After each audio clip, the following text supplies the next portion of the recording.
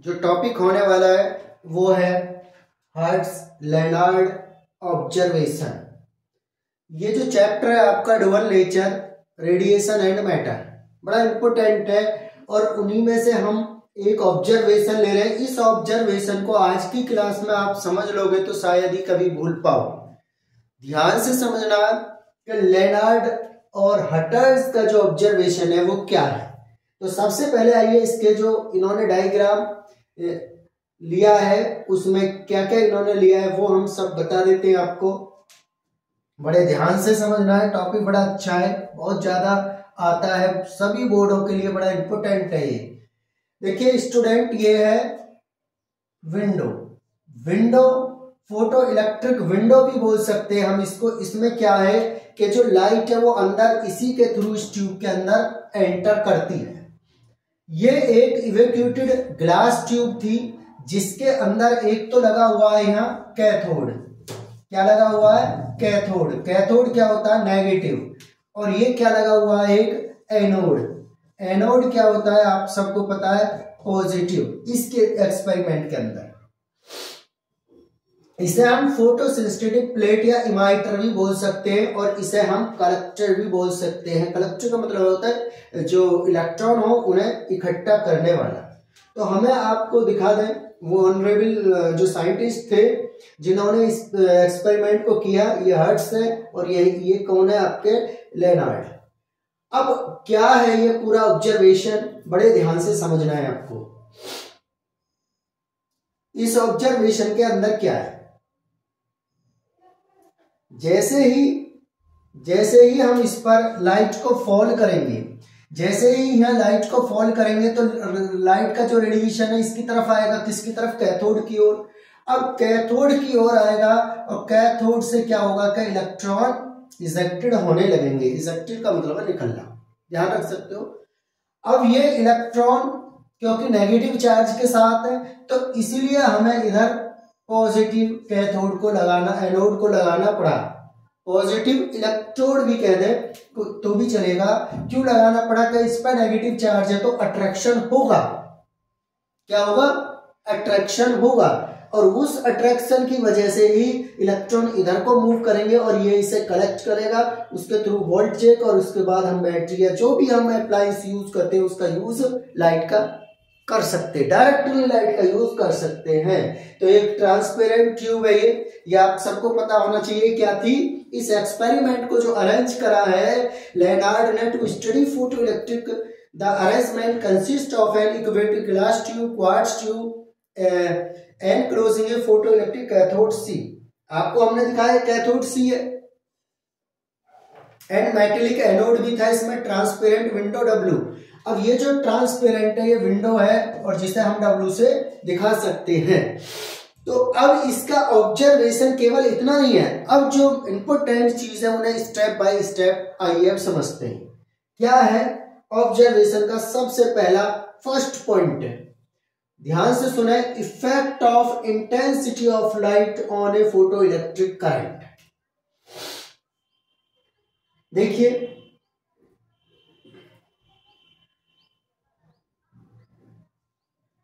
समझना है हमें सबसे ज्यादा इंटेंसिटी का क्या इफेक्ट होता है फोटो इलेक्ट्रिक करंट पर।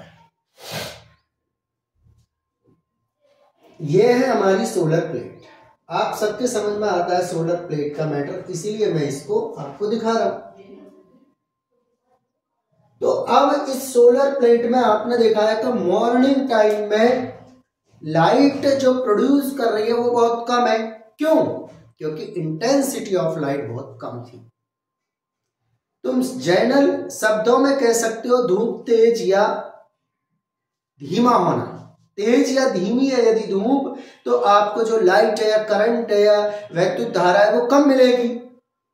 अब जैसे जैसे ग्राफ बढ़ता है लाइट का वैसे वैसे हमारी वैद्युत धारा इलेक्ट्रिक करंट भी बढ़ जाती है। तो इसका मीनिंग ये हुआ कि जो हमारा ये जो होगा फोटो इलेक्ट्रिक करंट जो होगा वो डायरेक्टली प्रोपोर्शनल होगा। किसके डायरेक्टली प्रोपोर्शनल होगा? इंटेंसिटी ऑफ द लाइट, प्रकाश की तीव्रता के। क्यों हुआ ये हमने एक छोटे से ऑब्जर्वेशन से समझ लिया। तो इन्होंने इसमें ये ध्यान रखा कि याद रखना कि जैसे जैसे हम इंटेंसिटी बढ़ाते हैं वैसे वैसे फोटो इलेक्ट्रिक करंट भी बढ़ता है। तो हमने एक ग्राफ के थ्रू हमने दिखा दिया। क्यों? क्योंकि इंटेंसिटी जो है वो डायरेक्टली प्रोपोर्शनल है करंट के। क्या मीनिंग है इसका? यदि वैल्यू इंटेंसिटी की बढ़ेगी तो करंट की वैल्यू भी बढ़ेगी। पर हम इफेक्ट चेक करना चाह रहे हैं तो वाइस वर्सा भी लिख सकते हैं, current directly proportional to intensity of light. इसका मतलब यह हुआ यदि आपकी इंटेंसिटी बढ़ती है मतलब लाइट की तो फोटो इलेक्ट्रिक करंट भी बढ़ेगी। तो ये हमें कैसा ग्राफ ऑब्टेन होगा यहाँ से बच्चों? यहाँ से जो हम ग्राफ ऑब्टेन करेंगे वो हमारा स्ट्रेट लाइन ग्राफ होगा। क्यों होगा? अगर इसकी वैल्यू भी बढ़ेगी तो इसकी वैल्यू बढ़ जाएगी, इसकी वैल्यू घटेगी तो इसकी वैल्यू भी घट जाएगी। ये सिंपल सा फैक्ट है, आप समझ सकते हो। धूप तेज होगी तो करंट भी ज्यादा बनेगा, धूप कम धीमी होगी तो करंट भी कम बनेगा। तो इसीलिए इसको आप स्क्रीनशॉट कर ले। मैं हट जाता हूं। नेक्स्ट है photo effect of potential difference on photo electric current. इस पर जो करंट प्रोड्यूस हो रही है उस पर पोटेंशियल डिफरेंस का क्या इफेक्ट पड़ता है। बड़ा महत्वपूर्ण टॉपिक है ये और कई बार भी आ चुका है। तो आइए इसको समझ लेते हैं। तो इससे पहले हम कुछ और इसमें डायग्राम डाल लेते हैं जिससे कि आपको और अच्छी तरीके से समझ में आ सके।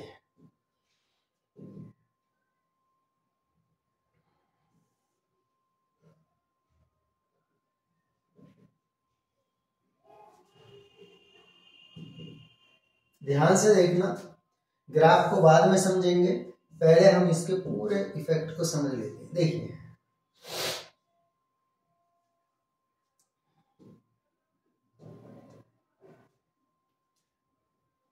Effect of potential difference on photo electric current. Photo electric current पर पोटेंशियल डिफरेंस का क्या इफेक्ट है वो जानना चाह रहे हैं। देखिए हमारा ये है क्या? कैथोड। और ये क्या है? हमारा एनोड। ये क्या है? हमारा कैथोड। अब स्टूडेंट क्या हुआ, जैसे ही हमने इस पर लाइट को फॉल करा तो इलेक्ट्रॉनों का इमिशन होगा। जैसे ही हम सुटेबल फ्रीक्वेंसी की लाइट इस पर फॉल करेंगे इलेक्ट्रॉनों का इमिशन होना स्टार्ट हो जाएगा। अब ये इलेक्ट्रॉन यहां से निकलकर इधर उधर घूमते रहेंगे, अर्थात कहेंगे अब तो मौज आ गई क्योंकि इजेक्शन हो चुका है। जो हम मेटल के साथ बॉन्डिंग बनाए हुए थे या उनके साथ हम आराम से थे, परंतु अब हम इजेक्टेड होकर स्वतंत्र हो गए।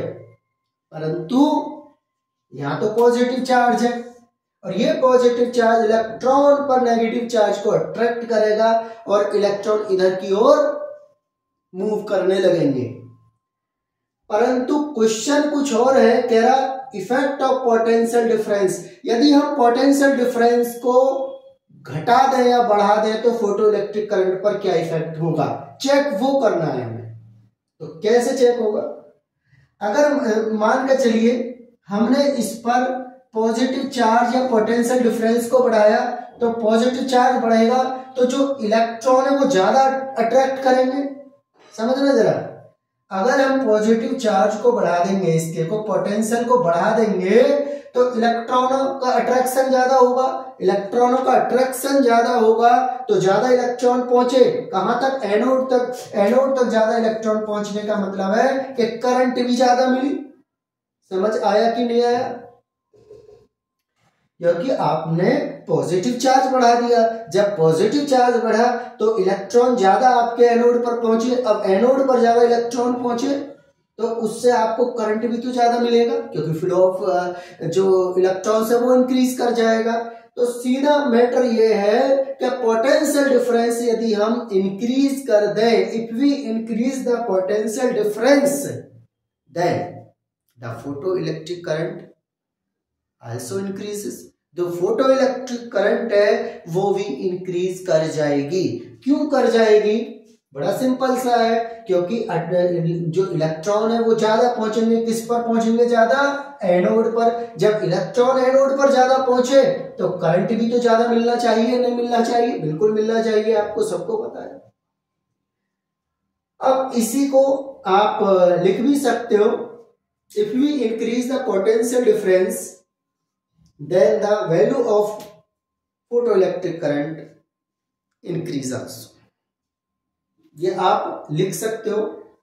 तो सीधा पॉइंट है, if we keep the cathode A at an some positive potential। एक बात और ध्यान रखनी है, जब आप इस एक्सपेरिमेंट को कर रहे हो तो आपको कई सारे इंटेंसिटी को कांस्टेंट रखना होगा, क्योंकि एक बार में एक ही इफेक्ट को हम कर सकते हैं।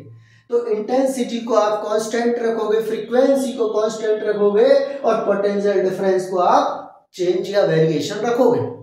तो यहां से बड़ा सिंपली आपको समझ आ जाएगा। इसके ग्राफ को समझ लेते हैं थोड़ा।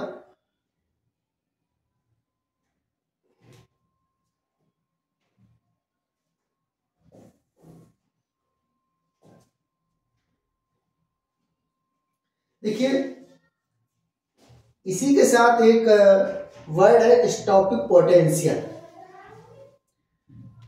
स्टॉपिंग पोटेंशियल पेपर में कन्फर्मली आता ही आता है, ये लिख के रखना। बड़ा इंपॉर्टेंट और महत्वपूर्ण टॉपिक है स्टॉपिंग पोटेंशियल। ये क्या है? तो आइए आप समझ लेते हैं स्टॉपिंग पोटेंशियल को।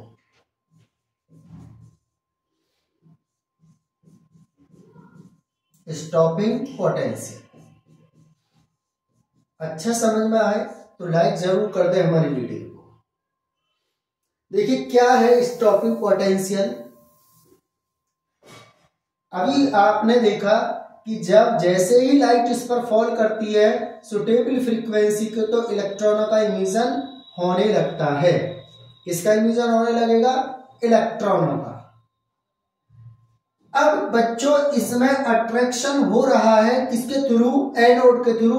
किसके ऊपर? इलेक्ट्रॉन के ऊपर, क्योंकि इलेक्ट्रॉन पर होता है नेगेटिव चार्ज। अगर हम यहाँ पॉजिटिव चार्ज रखते हैं तो अट्रैक्शन होगा, और उसी अट्रैक्शन की वजह से ये एनोड की ओर मूव करते हैं। अब सुनिए, यदि हम धीरे धीरे क्या करें, पॉजिटिव को डिक्रीज करते जाएं और जीरो पर ले आए, और जीरो के बाद में इसको नेगेटिव कर दें, तो क्या हो? समझ में आ रहा होगा? तो फिर क्या होगा? पहले जीरो करना है और फिर धीरे धीरे ग्रेजुअली इसको क्या करें? नेगेटिव कर दें, क्योंकि ये भी नेगेटिव और इलेक्ट्रॉन भी नेगेटिव। तो क्या होगा? इलेक्ट्रॉन अपना रास्ता रोक ले, रास्ता चेंज करेंगे और इलेक्ट्रॉन एनोड पर नहीं पहुंच पाएंगे। क्यों? क्योंकि इस पर नेगेटिव चार्ज आ चुका है। यहां रिपल्सन होगा अट्रैक्शन की, अट्रैक्शन ना हो करके रिपल्सन, और रिपल्सन होगा तो इलेक्ट्रॉन उधर जाने से रुक जाएंगे। अब हो सकता है एक दो इलेक्ट्रॉन फिर भी पहुंच जाए, जो हाई स्पीड इलेक्ट्रॉन है वो पहुंच जाए। फिर हमने इस पर नेगेटिव ग्रेजुअली धीरे धीरे क्या कर दिया? बढ़ा दिया। फिर से नेगेटिव बढ़ाया। अब हमने इतना नेगेटिव कर दिया कि कोई भी इलेक्ट्रॉन इस प्लेट तक पहुंच ही नहीं पा रहा। कहां तक? एनोड तक। जब कोई भी इलेक्ट्रॉन इस इलेक्ट्रोड पर नहीं पहुंच पाएगा तो क्या होगा? जो फोटो इलेक्ट्रिक करंट है will be zero.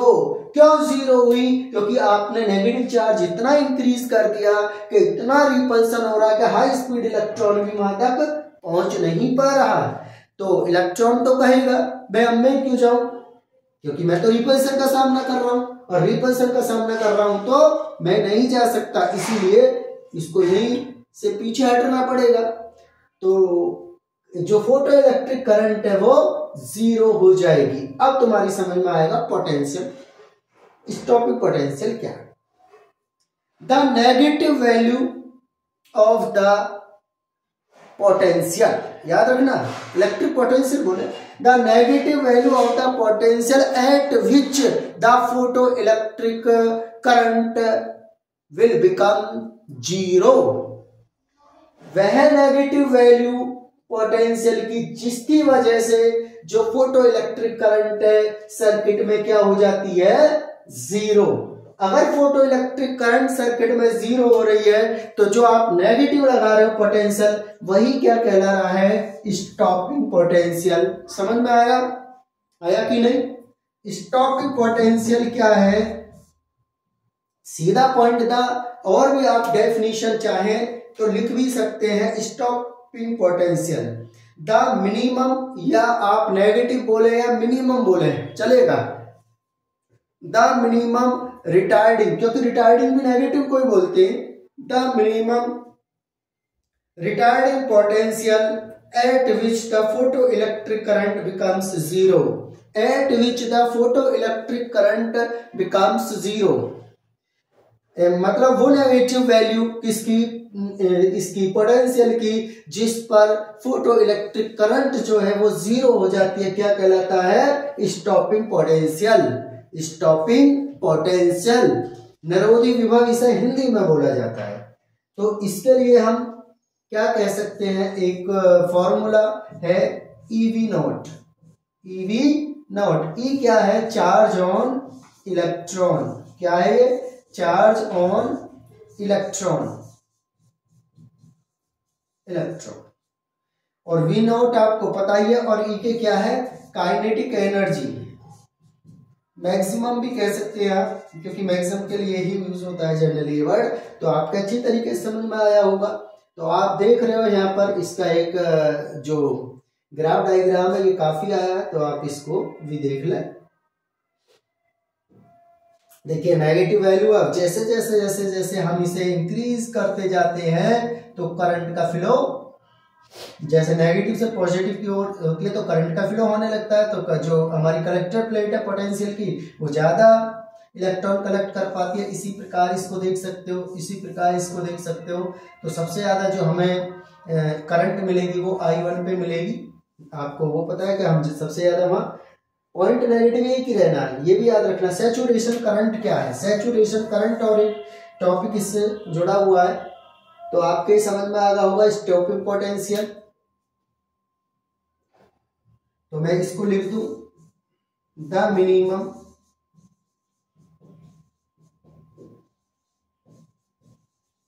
Retarding potential, the minimum retarding potential at which photo electric current becomes zero। तो यहाँ आप याद रख सकते हैं, बड़ा मैंने सिंपल वे में लिखा है। अब सैचुरेशन करंट और एक तुम्हारे साथ है कि सैचुरेशन करंट क्या है। भाई सैचुरेशन क्या करंट है, the maximum value of electric current is called the saturation current. जो आपको मैक्सिमम वैल्यू गेट होती है, मैक्सिमम वैल्यू गेट कब होगी, कि आप जब मैक्सिमम पॉजिटिव पोटेंशियल डिफरेंस कर दोगे। देखिए आपने ये जो आपका पोटेंशियल डिफरेंस चल रहा है, अगर आपने मैक्सिमम कर दिया, मानो प्लस प्लस प्लस बहुत ज्यादा, कोई भी इलेक्ट्रॉन बच ही ना पा रहा है, जब कोई इलेक्ट्रॉन ना बच पा रहा है तो आपको मैक्सिमम करंट प्राप्त होगी, और वही मैक्सिमम करंट क्या कहलाएगी, सैचुरेशन करंट। तो मैक्सिमम करंट क्या कहलाएगी, आपकी saturation current. The maximum value of current is called saturation current। तो आप सभी के समझ में आ गया होगा अच्छी तरीके से। तो वीडियो पर कंटिन्यू बने रहे जिससे कि आपके समझ में और अच्छा आ सके। तो अब नेक्स्ट पॉइंट की ओर चलते हैं। वीडियो बड़ा तो होगा बट आपको कॉन्सेप्ट को क्लियर करके ही जाएगा। कॉन्सेप्ट क्लियर होगा तो आप कभी भी मार नहीं खाओगे लाइफ में। Effect of frequency of light. अब हम देखने वाले हैं कि फोटो इलेक्ट्रिक करंट पर फ्रीक्वेंसी का क्या इफेक्ट होता है। जो फोटो इलेक्ट्रिक करंट है उस पर फ्रीक्वेंसी का क्या इफेक्ट है, या फ्रीक्वेंसी इंक्रीज और डिक्रीज करने से क्या होता है, उसी को हम जानने का अपना जो प्रयास है वो कंटिन्यू करते हैं।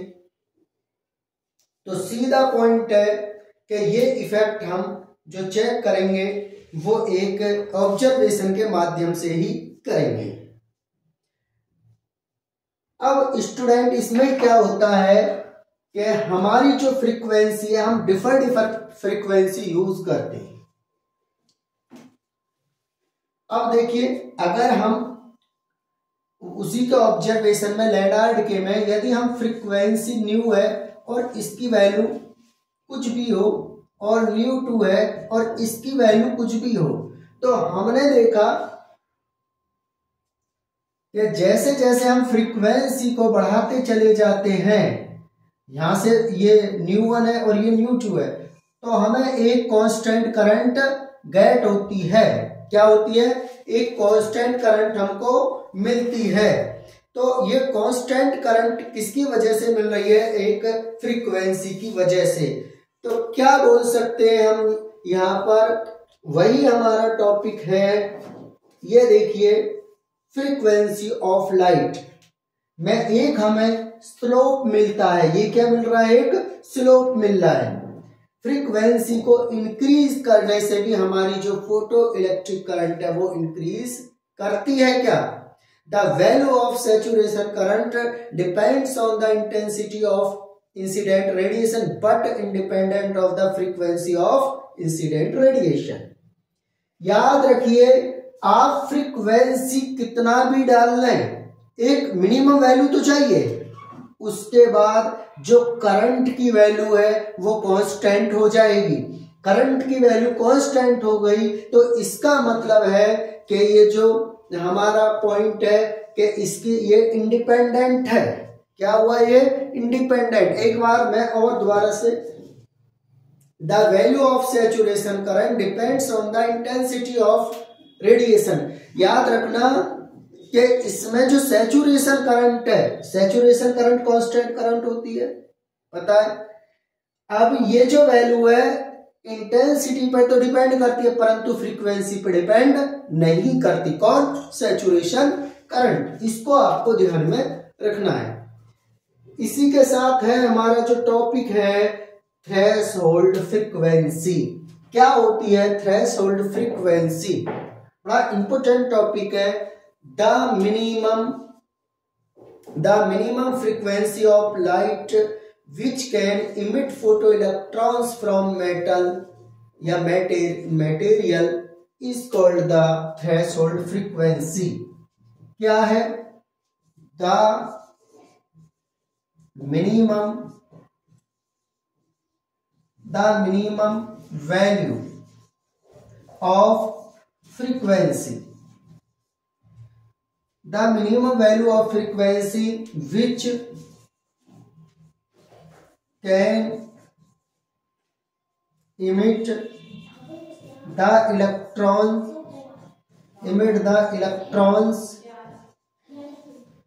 from material या metal surface, from material is called threshold, short में लिख दे थ्रेशोल्ड फ्रीक्वेंसी। तो आप सभी को लर्न हो जाएगी the minimum value of the frequency. ये क्या है? मिनिमम वैल्यू है जो किसी भी मटेरियल या मेटल सरफेस से इलेक्ट्रॉनों का इजेक्शन कर सके, वही कहलाती है आपकी थ्रेशोल्ड फ्रीक्वेंसी। इसे किससे? न्यू से। इसे किससे दिखाते हैं? न्यू नॉट से। न्यू नॉट से थ्रेशोल्ड फ्रीक्वेंसी किससे से होगी? न्यू नॉट से।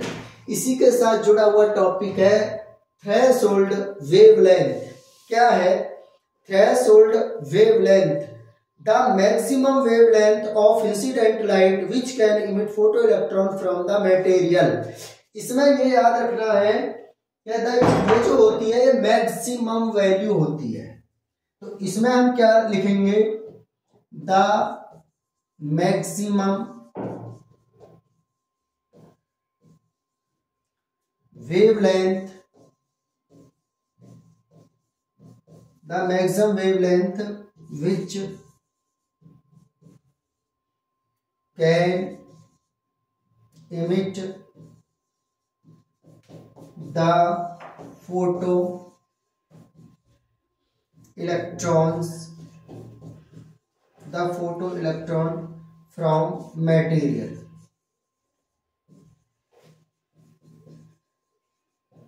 From material is called threshold wavelength. तो समझ में आ गया होगा थ्रेशोल्ड वेवलेंथ क्या है? The maximum wavelength which can emit photo electron from material is called the threshold wavelength. इसे किससे दिखाते हैं? लैम्डा नॉट से। इससे दिखाते हैं लैम्डा नॉट से। अब बच्चों आपके माइंड में क्वेश्चन आ रहा होगा मैक्सिमम क्यों? क्योंकि हम जानते हैं कि न्यू जो होता है वो होता है सी अपॉन लैम्डा। क्या होता है? सी अपॉन लैम्डा। अगर ये वैल्यू हमारी मैक्सिमम होगी तो ये तभी मिनिमम हो सकती है कि नहीं? अगर ये वैल्यू मैक्सिमम है तो आंसर छोटा आएगा, और आंसर छोटा आएगा तो हमारी जो ये फ्रीक्वेंसी है क्या हो जाएगी? लेस हो जाएगी, कम हो जाएगी। तो इसीलिए याद रखना इनमें रिलेशन हम यही बोलते हैं कि हमें वेवलेंथ क्या चाहिए? मैक्सिमम। या ये भी बहुत सारी बुकों में है कि वो वेवलेंथ जिससे अधिक वेवलेंथ के जो लाइट है वो इलेक्ट्रॉनों का इमिशन नहीं कर सकती, वो कहलाती है थ्रेशोल्ड वेवलेंथ। क्या कहलाती है? Threshold wavelength. लास्ट देखते हैं effect of nature of material of cathode. Last topic है, अगर हम कैथोड का जो मटेरियल है अगर अच्छी क्वालिटी का रखेंगे, बेस्ट रखेंगे, तो इजेक्शन आसानी से होगा। इजेक्शन आसानी से होगा तो उससे हमें यह बेनिफिट रहेगा कि फोटो इलेक्ट्रॉन्स बड़े आराम से इजेक्टेड हो जाएंगे।